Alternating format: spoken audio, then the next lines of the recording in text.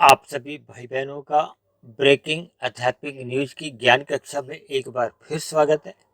आज की चर्चा का विषय है इंसानियत कभी नहीं मरनी चाहिए। ये सभी शब्द बहुत ही एक साधारण शब्द हैं और सभी को ही स्वीकार्य हैं। देखिए, कोई मनुष्य नहीं चाहता कि मेरे अंदर की इंसानियत खत्म हो। लेकिन व्यवहार में जब तक हम देखिए अपने कर्तव्य कर्मों का पालन ईमानदारी से नहीं करते, देखिए शास्त्रों में धर्म, अर्थ, काम, मोक्ष, ये चार पुरुषार्थ बताएगी कि हम सभी भाई बहनों को अपने अपने जीवन में धर्म का पालन करना चाहिए, धर्म को प्रथम स्थान पे रखना चाहिए।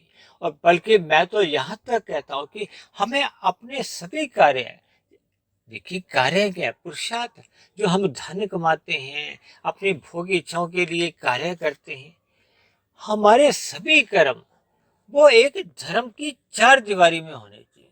धर्म की चार दीवारी का अभिप्राय क्या है कि वो अन्य मनुष्यों के लिए भी देखिए किसी भी प्रकार का उनका अहित नहीं करे। हम किसी अन्य मनुष्य के दुख का कारण नहीं बने।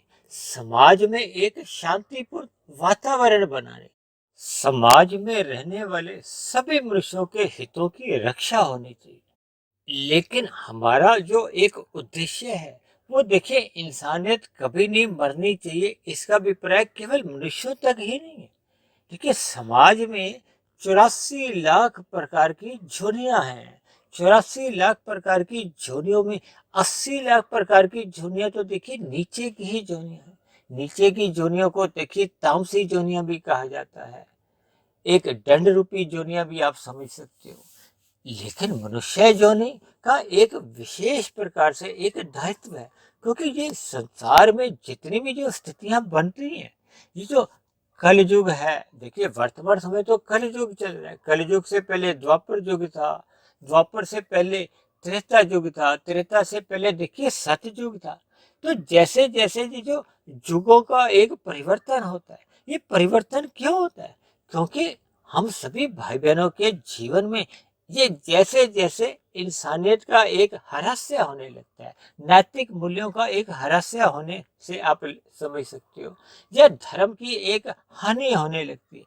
क्योंकि वर्तमान समय तो देखिए कलयुग चल रहा है और कलयुग का तो देखिए अभी आरंभ हुआ है, कोई अधिक वर्ष नहीं हुए। भले ही हमें ऐसा लगता है कि एक घोर कलयुग आ चुका है, क्योंकि कलयुग की आयु देखिए 4,32,000 वर्ष कहेगी। और शास्त्रों के अध्ययन से पता चलता है कि वर्तमान चल रहे कलयुग में केवल 5,120 22 25 वर्ष ही बीते। तो शेष कलयुग का जो एक समय है वो तो अभी बहुत लंबा है, यानी कि 1.25% ही लगभग अभी कलयुग समाप्त हुआ है।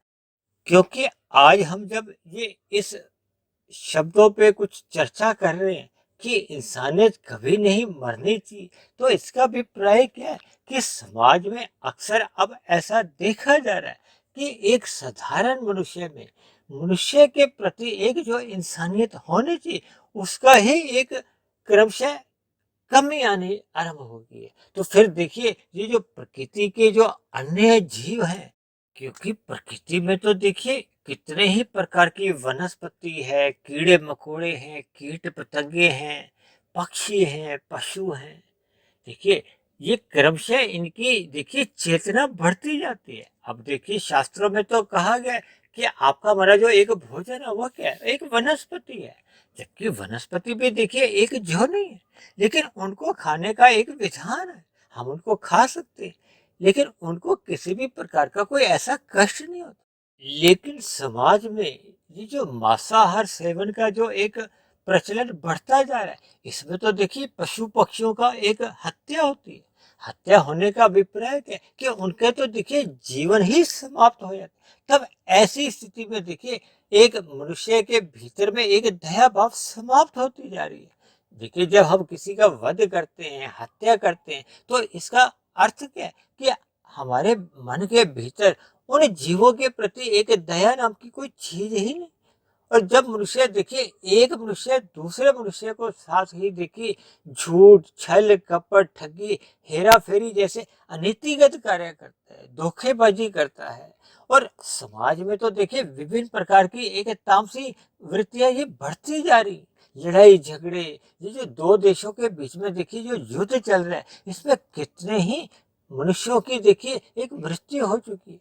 तो ये सभी क्या इशारा करते हैं कि इंसानियत क्रमशः समाप्त होती जा रही है, मरती जा रही है, क्योंकि समाज में सभी मनुष्यों का लगभग ऐसा व्यवहार बदलता जा रहा है कि वो केवल अपने स्वयं के सुख के लिए अन्य मनुष्यों को, अन्य जीवों को कष्ट में डालने से परहेज नहीं करता।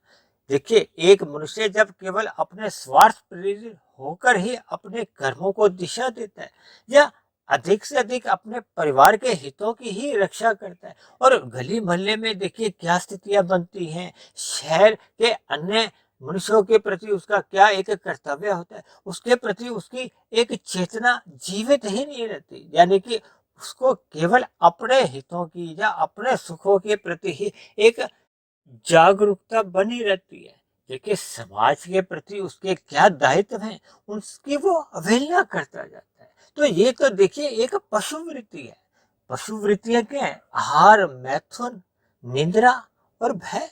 यदि मनुष्य जीवन पाकर भी हमें अपने कर्तव्य कर्मों का बोध नहीं है, तब ऐसी स्थिति में देखिए आपके हमारे भीतर में एक इंसानियत क्रमशः समाप्त होती जाती है, मरती जाती है। देखिए ये जो युगों में जो परिवर्तन होता है वो इंसानों के ऊपर ही होता है। देखिए पशु पक्षियों के व्यवहार में देखिए, चाहे वो सतयुग था, चाहे वो त्रेता युग था, चाहे वो द्वापर युग है, चाहे कल युग है, उनके व्यवहार में किसी भी प्रकार का कोई परिवर्तन नहीं आता। ये जो युगों का जितना भी परिवर्तन आते हैं, ये मनुष्यों के ऊपर आते हैं, मनुष्यों के स्वभाव का जैसे जैसे ह्रास्य होता है। इसलिए तो देखिए ये इंसानियत कभी नहीं मरनी थी, इस पर हमें आज वीडियो बनाना पड़ रहा है। अक्सर मैं तो देखिए अपनी चर्चाओं में ये जो यातायात के जो नियम है, ये जो चौराहे पे लाल बत्तियों का जो एक व्यवस्था बनी हुई है, उसको मैं धर्म के साथ जोड़ता हूँ। देखिए जब हम अपने हरी बत्ती होने पे अपने वाहन को आगे ले जाते हैं, तो फिर अन्यों के लिए लाल बत्ती होती है, वो रुके होते हैं, तभी तो हम आगे हरी बत्ती पे चल पाते हैं। और जब हम देखिए लाल बत्ती पे चलते हैं, यानी कि दूसरों की हरी बत्ती के अधिकार का हम हनन करते हैं, तो देखिए ये भी एक प्रकार की देखिए चोरी ही समझो। क्योंकि जब जब हम अपने कर्तव्य कर्मों को निभाने में चूकते हैं, तो अन्यों के लिए देखिए दुख का हम कारण बनते हैं। जब ऐसी अव्यवस्थाओं का हम कारण बनते हैं, तो आपका हमारा देखिए पाप कर्मों का कर्माशय सहज ही बढ़ने लगता है। विभिन्न प्रकार के देखिए कभी कभी हम कहते हैं ना, हम छोटे छोटे सुखों की प्राप्ति के लिए, अब देखिए लाल बत्ती पे यदि हम 1 मिनट 1.5 मिनट रुक जाते हैं, तो कोई ऐसी हमारा कोई नुकसान नहीं हो जाता। लेकिन जब हम उसको एक अव्यवस्था के रूप में आगे निकलते हैं और अन्य कितने ही वाहन चालकों के लिए हम दुखद स्थितियां उत्पन्न कर देते हैं, तो देखिए आपका हमारा जो एक पाप है वो कितना अधिक गुणात्मक रूप में हो जाता है, कितने ही अन्य वाहन चालकों के लिए वो असुविधा बढ़ जाती है। लेकिन मनुष्य ज्ञान के अभाव में, ज्ञान क्या है? देखिए ज्ञान मिलता है जब आपका हमारा सत्वगुण एक मजबूत स्थिति में हो। ये मजबूत स्थिति में तभी बन पाता है जब आप और हम भाई बहन देखिए सत्संग करते हैं, सात्विक स्थितियों में रहते हैं, अपना सात्विक स्वभाव बनाते हैं, अपने जीवन में अनुशासन बनाकर चलते हैं, अपने जीवन को एक व्यवस्थित ढंग से जीते हैं। तब इन सभी स्थितियों का एक साधारण मनुष्य को फिर बोध बना रहता है, फिर वो अन्य मनुष्यों के दुख का कभी भी कारण नहीं बनता। देखिए आज मनुष्य देखिए कुछ फल केला खाता हुआ छिलका दाएं बाएं इधर उधर फेंक देता है, और उसके बाद यदि किसी का देखिए उस पर चलने से कोई पैर फिसल जाता है, किसी की हड्डी टूट सकती है, किसी भी तरह का देखिए नुकसान हो सकता है। अक्सर देखिए लोग सर्दी के दिनों में मूंगफली खाते हुए छिलके सड़कों पे फेंकते जाते हैं, और आजकल तो देखिए जी गुटखा खाने का प्रचलन बहुत बढ़ता जा रहा है। गुटखा खाते खाते लोग सड़कों पे इधर उधर थूकते हुए जाते हैं। विभिन्न प्रकार के देखिए ये जितनी भी अव्यवस्था है मनुष्य बढ़ाता जाता है, तो उसका ना चाहते हुए भी देखिए कितने अधिक गति से उसका पाप कर्मों का कर्माशय बढ़ता जाता है। उसको इस बात का देखिए बोध नहीं होता। बोध इसलिए नहीं होता क्योंकि मनुष्य के स्वभाव में राजसी संस्कार अधिक बने हुए हैं या फिर तामसी संस्कार अधिक बढ़ते जा रहे हैं। तब ऐसी स्थिति में देखिए फिर मनुष्य का ज्ञान की जो स्थितियां हैं या सत्वगुण की जो स्थिति है उसको उसका एक बोध ही नहीं रहता, यानी उसको अपने कर्तव्य कर्मों का तो देखिए तभी बोध होता है जब वो ज्ञान में स्थिति में रहता है। देखिए शास्त्रों में कहा गया कि तमोगुण से 10 गुना अच्छा रजोगुण है, रजोगुण से भी 10 गुना अच्छा सत्वगुण है और सत्वगुण से भी 10 गुना अच्छा विशुद्ध सत्वगुण आत्मा के लिए परमात्मा के लिए कहा जाता है। जब मनुष्य देखिए इन 3 गुणों में ही सत्वगुण में ही नहीं अपने आप को स्थित कर पाता, यानी कि अपने कर्तव्य कर्मों को ही ईमानदारी से नहीं निभा पाता और केवल अपने छोटे छोटे सुखों की प्राप्ति के लिए ही रजोगुण से तमोगुण में कितनी बार गिरता रहता है, मनुष्य को इस बात का बोध ही नहीं रहता। क्योंकि देखिए तमोगुण और रजोगुण पास पास है। शास्त्रों में कहा गया ना, तमोगुण से 10 गुना अच्छा रजोगुण है, रजोगुण से 10 गुना अच्छा सत्वगुण है। इसीलिए तो देखिए मैं अपनी सभी चर्चाओं में अक्सर इस बात का जिक्र करता हूँ कि तमोगुण को आप 1 मानो, रजोगुण को 10 और सत्वगुण को 100। देखिए 1 और 10 पास पास है। पास पास का अभिप्राय है कि जब जब मनुष्य रजोगुण में सुखों के लिए स्थित होता है तो वो ना चाहते हुए भी कितनी बार तमोगुणी बनता रहता है, उसको इस बात का बोध नहीं होता। इसी तरह देखिए समाज में कभी कभी सरकारी नीतियों के प्रति कोई विरोध की भावना होती है जनता के बीच में, तो जनता देखिए अक्सर देखिए तोड़फोड़ की स्थितियों में सरकारी संपत्ति का ही कितना नुकसान कर बैठती है। इसी तरह देखिए समाज में ऐसा भी देखने में आता है कि ये जो मेट्रो के नीचे जो बड़े बड़े जो पिलर लगे हुए हैं उन पर देखिए कितने ही अनाप शनाप देखिए राजनीतिक दलों के पोस्टर चिपका दिए जाते हैं। ऐसी सभी स्थितियां देखिए उन्हीं मनुष्यों के जीवन में बनती है जिनका स्वभाव या तो राजसी है या तामसी है। क्योंकि जब जब देखिए आपके हमारे स्वभाव में राजसी संस्कार अधिक होते हैं तो ऐसी स्थिति में देखिए सत्वगुण की न्यूनता बनी ही रहती है। क्योंकि देखिए 3 गुणों में जब जब एक गुण आपके हमारे स्वभाव में को संस्कार में व्यवहार में प्रधान होता है तो दूसरा गुण देखिए गौण होता है। अब रजोगुण देखिए 10 की स्थिति में तो तमोगुण 1 की स्थिति में, तब ऐसी स्थिति में देखिए तमोगुण गौण की स्थिति में और सत्वगुण देखिए 10 से 100 की दूरी बहुत अधिक है, इसलिए उसका ज्ञान की न्यूनता बनी रहती है। और दूसरी ओर जिसका स्वभाव देखिए तामसी बढ़ चुका हुआ है, देखिए रजोगुण से भी नीचे गिर चुका हुआ है, तब ऐसी स्थिति में देखिए तमोगुण से और सत्वगुण के बीच में तो बहुत अंतर है। तमोगुणी देखिए 1 की संख्या है, सत्वगुण 100 की स्थिति है। तब ऐसी दूरी बने रहने पे देखिए एक तामसी मनुष्य के जीवन में ज्ञान की लगभग पूर्ण अभाव बना रहता है, अज्ञानता की स्थिति बनी रहती है। देखिए मेरा कहने का अभिप्राय ये है कि दोनों ही स्थितियों में, यानी कि यदि आपके हमारे जीवन में तामसी स्वभाव है या राजसी स्वभाव है, दोनों ही स्थितियों में उसका सत्वगुण कमजोर होता है, उसमें ज्ञान की न्यूनता होती है, उसमें धर्म का अभाव होता है। तब ऐसी स्थिति में देखिए उसके जीवन में इंसानियत बहुत ही गहरे तल पर वो क्रमशः मरती जाती है। और जैसे जैसे देखिए आपके हमारे जीवन में देखिए इंसानियत मरती जाती है तो आपका हमारा देखिए पाप कर्मों का कर्मशः सहज ही बढ़ने लगता है। मनुष्य को इस बात का बोध नहीं होता क्योंकि मनुष्य में सत्वगुण का अभाव होने के कारण वो चिंतन नहीं करता।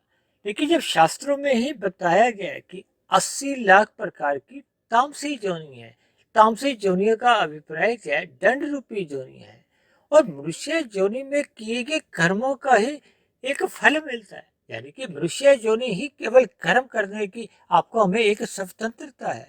मनुष्य जोनि में ही हम जैसे जैसे कर्म करते हैं, देखिए जब इंसानियत ही मनुष्य में मरने लगती है तो उससे सहज ही पाप कर्म ही होते हैं। क्योंकि पाप कर्म होते हैं उसी को तो हम दूसरे रूप में कह देते हैं कि इंसानियत मरने आरंभ हो गई है, इसमें इंसानियत समाप्त होगी। अक्सर समाज में देखिए ऐसे शब्द बोल दिए जाते हैं। तो जब जब मनुष्य का देखिए पाप कर्म अधिक होते हैं तो उसका पाप कर्मों का कर्माशय सहज ही बढ़ने लगता है।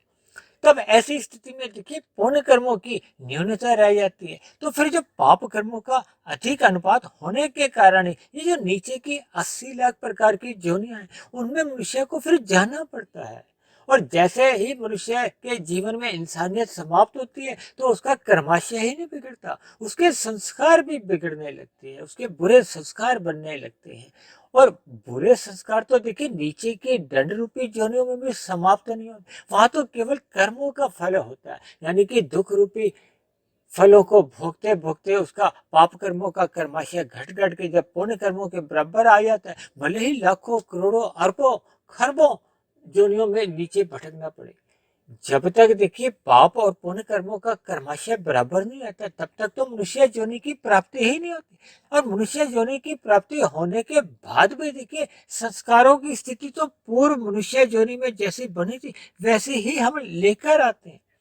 इसलिए मनुष्य जीवन में पाकर हमें सर्वप्रथम अपने कर्मों में सुधार लाना चाहिए और सत्संग करते रहना चाहिए, सत्वगुण की स्थिति को मजबूत करना चाहिए। तभी तो पहले के जो बुरे संस्कार हैं वो समाप्त होने लगते हैं। समाप्त का अभिप्राय है कि जब हम सत्संग अधिक करते हैं, सत्वगुण का अधिक संग करते हैं, ब्रह्म मुहूर्त में स्वाध्याय करते हैं, चिंतन करते हैं, परमात्मा का ध्यान लगाते हैं, ऐसी सात्विक स्थितियां निरंतर जीवन में बनी रहने से ही फिर क्रमशः शुभ संस्कार बनने लगते हैं। वो शुभ संस्कार देखिए पहले के कुछ बने हुए शुभ संस्कारों को और अधिक मजबूती देते हैं और पहले के बने हुए जो अधिक बुरे संस्कार हैं उनको क्रमशः कमजोर करने लगते हैं, दग्ध बीज करने लगते हैं।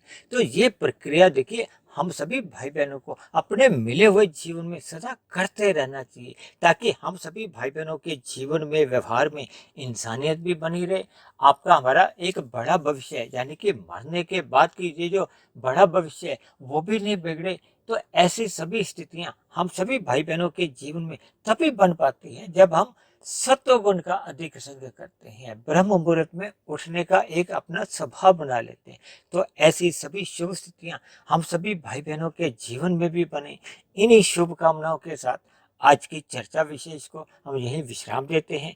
हो सकता है देखिए आज की चर्चा विशेष से कुछ भाई बहनों को मेरी बातों पर कुछ बुरा लगता हो, कुछ ऐतराज भी हो, कुछ शिकायत भी हो, लेकिन देखिए हमारे अपने जीवन में जब जब हम कटु बातों पर कुछ चिंतन करते हैं तो सहज ही आपके हमारे कर्मों में, आपके हमारे स्वभाव में, आपके हमारे संस्कारों में एक सकारात्मक परिवर्तन आने लगते हैं और आपके हमारे जीवन में एक विशेष परिवर्तन आने से फिर आपकी हमारी जीवन की दिशा ही बदल जाती है। तो ऐसी सभी शुभ स्थितियां हम सभी भाई बहनों के जीवन में भी बने। और दूसरी मेरी आप सभी भाई बहनों से विनती है कि यदि बनी हुई वीडियो आपको प्रेरणादायक लगती हो, ज्ञानवर्धक लगती हो, तो अन्य मनुष्यों के जीवन में भी इंसानियत जगाने के लिए आप इस बनी हुई वीडियो को अधिक से अधिक भाई बहनों में शेयर करें ताकि समाज में एक सात्विक वातावरण में हम सभी भाई बहनों का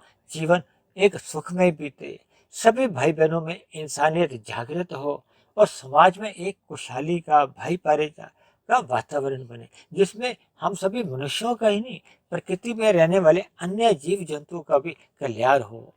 और यदि वीडियो संबंधित आप किसी भाई बहन का कोई प्रश्न हो या मेरे आध्यात्मिक ज्ञानात्मक चैनल सुधीर भाटिया फकीर के प्रति आपका कोई सुझाव हो या मेरी कही गई बातों पर आपको किसी प्रकार की कोई शिकायत हो तो आप नीचे दिए गए कमेंट्स बॉक्स पर जाकर अपना प्रश्न, अपना सुझाव या अपनी शिकायत भी लिख सकते हैं। तो चर्चा विशेष को अब यहीं विश्राम देते हैं। कल फिर मिलते हैं एक नए विषय को लेकर, एक नए संदेश के साथ। तब तक आप सभी भाई बहनों का बहुत बहुत धन्यवाद।